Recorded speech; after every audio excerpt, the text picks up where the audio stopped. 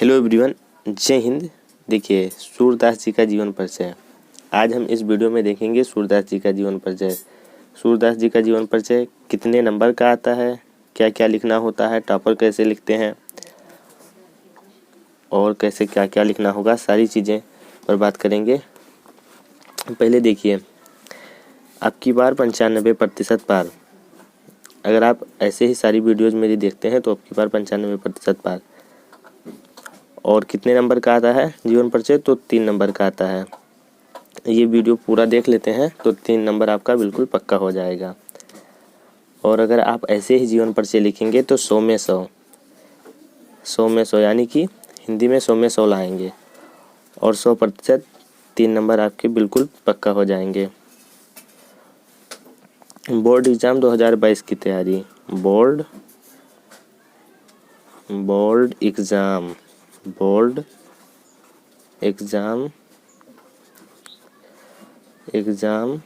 2022। अगर प्रश्न की हम बात करें कि प्रश्न आपके बोर्ड एग्जाम में कैसे आएगा, तो प्रश्न उत्तर संख्या नंबर 5 के अंतर्गत खा ऑप्शन। प्रश्न संख्या 5 में 2 ऑप्शन होता है, का और खा।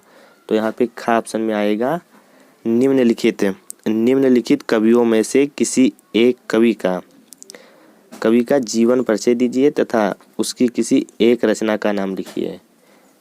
मैंने यहाँ पे 2019 का प्रश्न पत्र लेकर रखा हूँ, किसी स्टूडेंट का लिया था मैंने, नाम नहीं याद है। तो यहाँ पे प्रश्न संख्या 5 के अंतर्गत सेम ऐसे ही प्रश्न आपके बोर्ड एग्जाम में 2022 में भी ऐसे आएगा कि निम्नलिखित कवियों में से किसी एक कवि का जीवन परिचय दीजिए, यानी कि जीवन परिचय लिखना है तथा उसकी किसी एक रचना का नाम भी लिखना है। फर्स्ट ऑप्शन है रामनरेश त्रिपाठी का, सेकंड है सूरदास जी का और थर्ड है श्याम नारायण पांडे का। तो आपको जो आता है वो लिख सकते हैं। यहाँ पे ध्यान दीजिए, कह रहा है कि किसी एक कवि, निम्नलिखित कवियों में से किसी एक कवि। तो यहाँ पे एक ही का लिखना है, ना कि तीनों का। तो यहाँ पे मैं सूरदास जी का आज बताने वाला हूँ, तो यहाँ पे सूरदास यहाँ पे आया भी है तो इसे हाईलाइट कर दिया हूँ। और यहाँ पे कह रहा है एक रचना का नाम लिखना है, तो एक ही लिखना है आपको, ना कि ज़्यादा। टॉपर स्टूडेंट जो होते हैं, टॉपर, वो सेम ऐसे ही लिखते हैं, तभी उनको 100 में 100 मिलते हैं। टॉपर ऐसे ही लिखते हैं। अगर आप भी ऐसे लिखेंगे तो अपने बोर्ड एग्जाम में 100% फुल नंबर पाएंगे। तो चलिए जीवन परिचय की ओर चलते हैं। भक्तिकाल एवं अष्टछाप के सर्वश्रेष्ठ कवि सूरदास। भक्तिकाल एवं अष्टछाप के सर्वश्रेष्ठ कवि सूरदास जी का जन्म सन 1478 ईस्वी में आगरा से मथुरा जाने वाली सड़क के पास रुनकता नामक ग्राम में हुआ था। कहाँ हुआ था इनका जन्म? तो रुनकता नामक ग्राम में हुआ था। और किस सन में हुआ था? तो सन 1478 ईस्वी में। और ये किस काल के कवि थे? रीतिकाल या भक्तिकाल या आधुनिक काल? तो ये भक्तिकाल के थे। आप इसे भी हाईलाइट कर देंगे। टॉपर्स सेम ऐसे लिखते हैं, बस अपने बोर्ड एग्जाम में यहाँ पे आप ब्लैक पेन से लिख दीजिएगा, ब्लैक पेन से लिखकर हाईलाइटर से हाईलाइट कर दीजिएगा। भक्तिकाल यहाँ पे हाईलाइट करना है और सन 1478 ईस्वी यहाँ से यहाँ तक। और फिर यहाँ पे सूरदास और किस गांव में हुआ था, तो रुनकता, इसे भी आप हाईलाइट कर देंगे। उसके बाद में लिखेंगे कुछ विद्वान इनका जन्म दिल्ली के निकट, जो कुछ विद्वान हैं वो दिल्ली के निकट सीही नामक ग्राम में मानते हैं। किस गांव में मानते हैं? तो सीही नामक ग्राम में मानते हैं। इनके पिता का नाम वही सूरदास जी के पिता का नाम क्या था? तो इनके पिता का नाम था रामदास सारस्वत था। इसे भी आप हाईलाइट कर देंगे, ब्लैक पेन से लिखेंगे रामदास सारस्वत था। सूरदास जन्मांध थे या नहीं, इस संबंध में अनेक मत हैं। मतलब सूरदास जी जन्म से अंधे थे या नहीं, जन्मांध कहने का क्या मतलब? तो जन्म से अंधे थे या नहीं, इस संबंध में अनेक मत हैं। मतलब विद्वानों में बहुत मत हैं। ये बचपन से ही विरक्त हो गए थे और गांव घाट में रहकर विनय के पद गाया करते थे। गांव घाट पर रहकर विनय के पद गाया करते थे।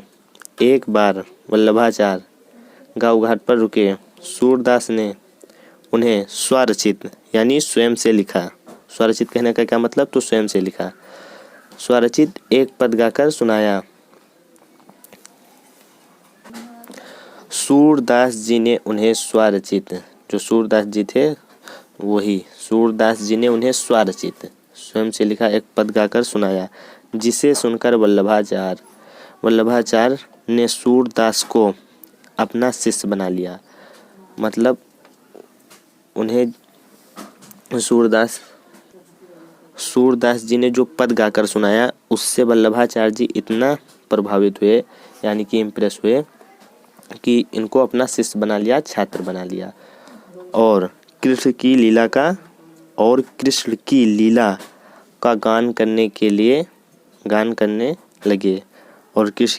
गान करने लगे।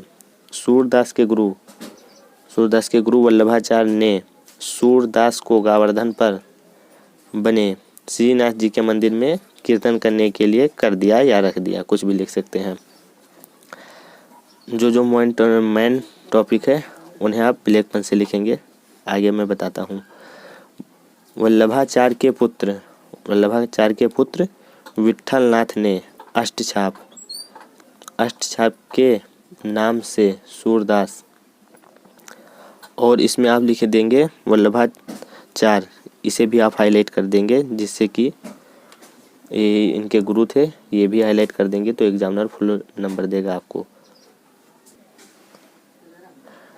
वल्लभाचार्य के पुत्र विट्ठलनाथ ने अष्टछाप के नाम से सूरदास सहित 8 कृष्ण भक्ति कवियों का संगठन किया है।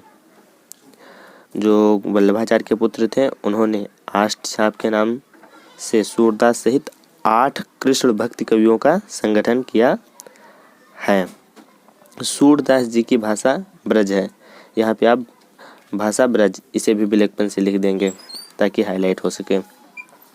सूरदास जी की भाषा कौन सी है, तो भाषा ब्रज है। सूरदास जी की मृत्यु, जो इनकी मृत्यु है वो कहाँ हुई, तो सूरदास जी की मृत्यु गोवर्धन के पास पारसोली नामक ग्राम में सन 1583 ईस्वी में हुई। बस इतना ही आपको लिखना है।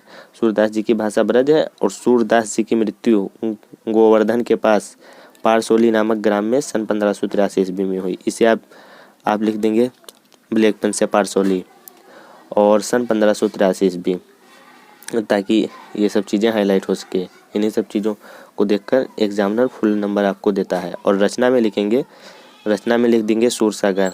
आप एक ही रचना लिख सकते हैं या 2-3 रचना लिख देंगे तो भी कोई दिक्कत नहीं है, क्योंकि वो एक कह रहा है इसलिए मैंने एक लिखा है सूरसागर।